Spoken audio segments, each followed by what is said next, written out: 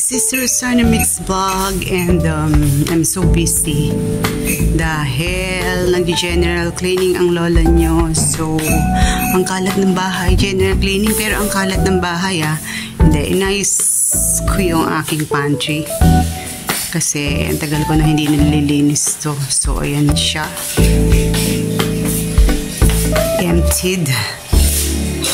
So, hindi pa siya ayos ang aming CCTV na pero hindi na namin yan ino-on kasi we can view naman our CCTV sa aming mga cellphone. So, ayan ang aking pantry, emptied.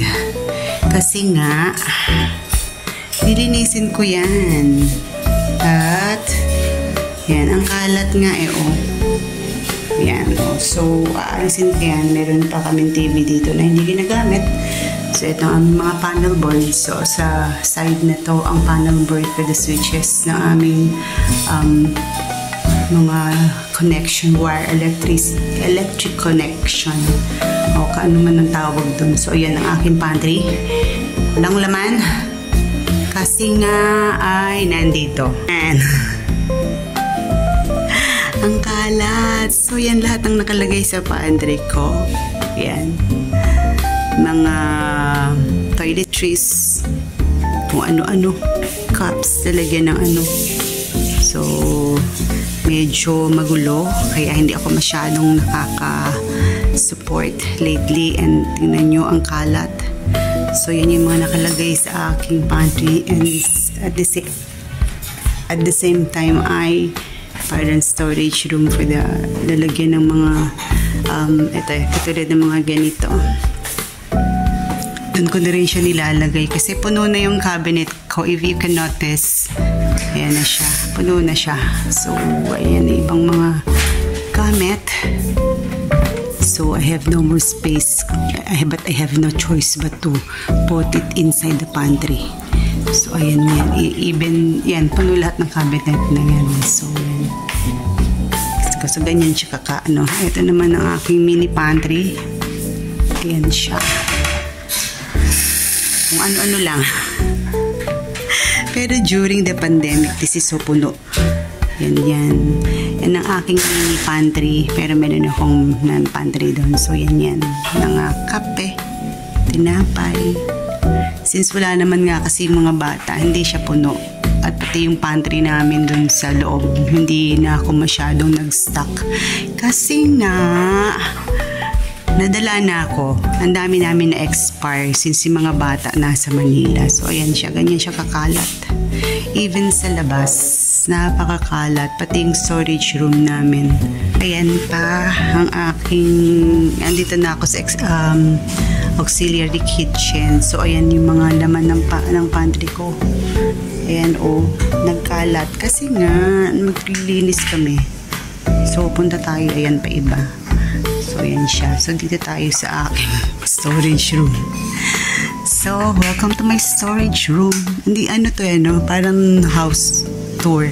Ayan, nandiyan ang aming mga maleta. And of course, since naglilinis nga kami ng aming pantry, so temporarily, habang hindi namin nalilinis yung loob nandito. Yan.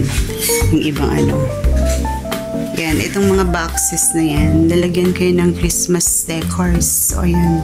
So, after namin maglinis, maglalagay na ako ng Christmas decors para naman masulit. And I'm planning to, yung aking Christmas tree. Bala kong ilagay kahit na mabigat siya. Tawagin ko na lang yung pamangkin ko. So, ito, nandito lahat. So, lahat ng mga electricals, mga bulbs nandyan sa cabinet na yan, yung mga spare, just in case na may mabasted, hindi na kami tatakbo ng hardware or bilihan kasi marami kaming stock dyan. So, ayan. So, good luck sa akin. Kasi ayan pa yung iba na dapat ilagay sa cabinet. Pero papalinis ko na. Inalis ko na yun. Dati nasa kahon yan yung mga champagne glass na yan. Mga glass yan. So, papaurungan ko lang siya. And then, dun ko na ilalagay sa cabinet. Pantry ko at saka mga cabinet ko nalalagay ng mga plates. So, ayan. Meron pa ako dito. Magulo lang.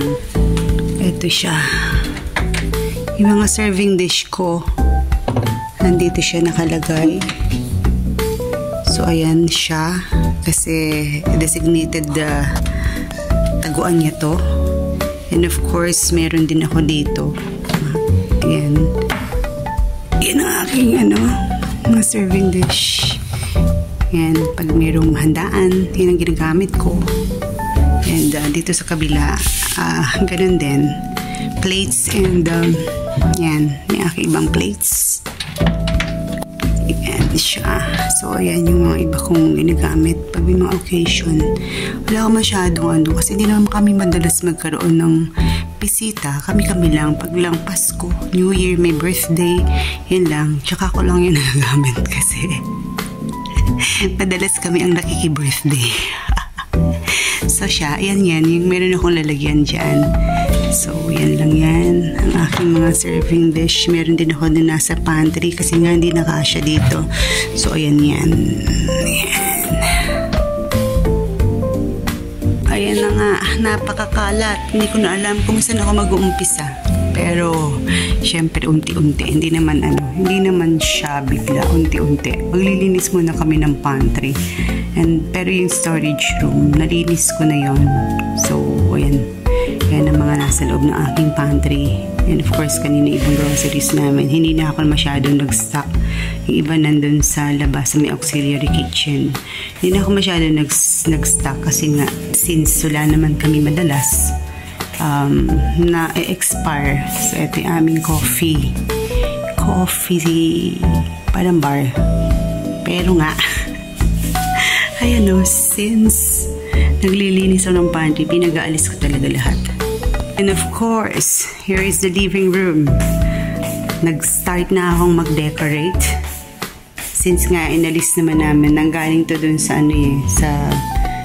sa may pantry, sa side ng merong CCTV side. Yun dun ko nilalagay yan kasi hindi na siya kasya dun sa storage room. Tapos iba naming gamit nandun sa malaking cabinet dun sa maid's room. So yan, para at least mawawasan na ako ng kalat dun sa aming kitchen kasi nga ang tambak-tambak na nung so yan, nakalat siya.